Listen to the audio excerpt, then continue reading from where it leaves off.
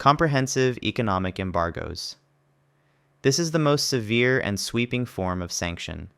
A comprehensive embargo prohibits almost all commercial activity, including trade, investment, and financial transactions, with an entire target country. The goal is to isolate the target nation completely and cripple its economy.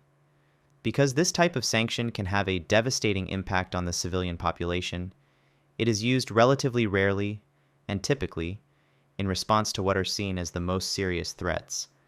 The long-standing U.S. embargo against Cuba and the broad international sanctions against North Korea are the most famous examples of this type. Sectoral. This is a more modern and targeted approach. Instead of sanctioning an entire economy, sectoral sanctions prohibit specific types of transactions with a specific industry or sector within a target country. The goal is to surgically damage the most critical parts of an adversary's economy, such as its energy, financial, or defense sectors, while minimizing the harm to the general population. The sanctions imposed on Russia's oil and banking industries following the 2022 invasion of Ukraine are a prime example of sectoral sanctions. Trade. This is a specific type of sanction that targets the physical movement of goods. Trade sanctions can be a broad import ban, prohibiting goods from a target country from entering the sanctioning country, or an export ban, which blocks the sale of specific categories of goods to a target country. These often target key commodities that a country relies on for revenue, such as oil, diamonds, or timber. They can also be used to deny a target country access to specific products, like luxury goods for its elite or industrial machinery. Individual financial. This is the most common and smartest type of modern sanction. Instead of targeting a country, these sanctions target specific individuals, companies, or groups, including government officials, military leaders, oligarchs, or entities involved in illicit activities. This is typically done using two primary tools. The first is an asset freeze, which blocks all property and financial assets of a designated person and prohibits anyone from doing business with them. The second is a travel ban, which prevents that person from entering the sanctioning country.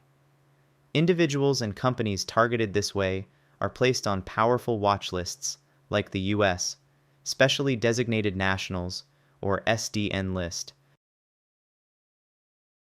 Travel bans. A travel ban is a sanction that specifically targets the movement of people.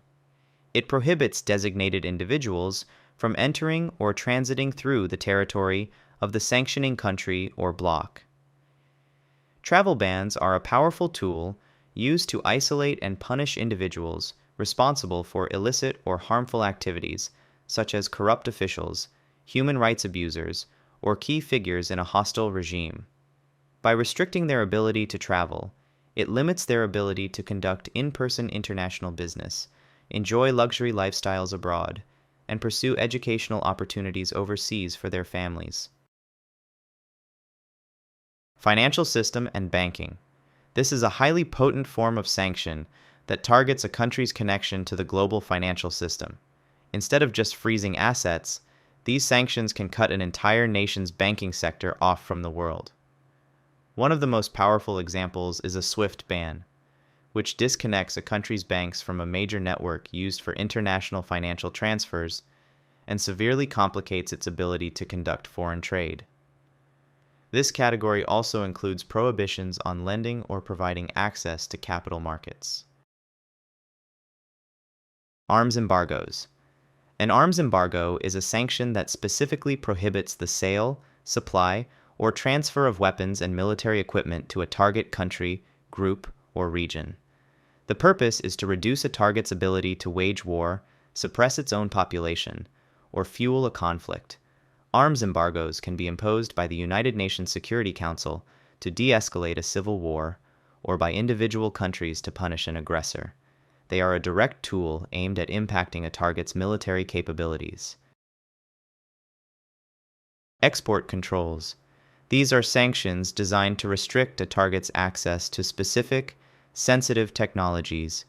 Export controls prohibit the sale or transfer of dual-use goods, commercial technology like advanced semiconductors or software that could also be used for military purposes. The goal is to slow the military and technological development of a strategic competitor, or to prevent a hostile state from acquiring the components needed to build advanced weapon systems. The U.S. restrictions on the sale of advanced microchips to China are a leading example. Secondary. This is a highly controversial and powerful type of sanction that allows a country to project its economic power globally. Secondary sanctions are when one country imposes sanctions on a third-party person or company for doing business with the primary sanction target. For example, if the U.S. has sanctions on Iran, it can use secondary sanctions to punish a European bank or an Asian shipping company for conducting business with Iran.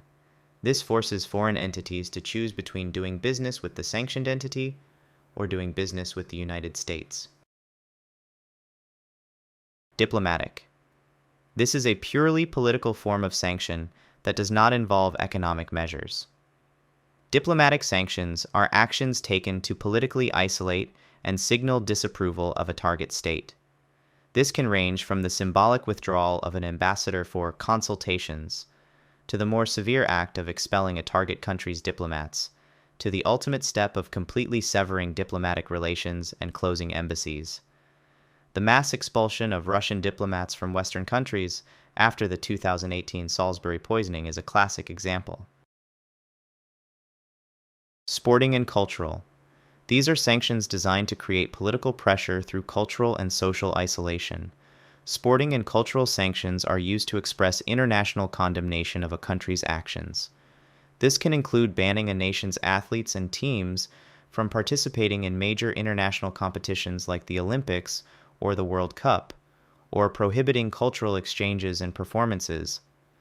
The goal is to damage a country's international prestige and create domestic pressure on its government. Suspension of aid. This is a form of sanction that uses development or military assistance as leverage. It involves the reduction or complete suspension of foreign aid, loans, or military support to a country. This is often done to pressure a government to meet specific conditions, such as improving its human rights record, implementing democratic reforms, or ending a military conflict. It is a powerful tool because it directly impacts a government's budget and capabilities. Thanks for watching. Which type of sanction do you think is the most effective today, and why? Let me know in the comments. Please also remember to like and subscribe if you enjoyed this video.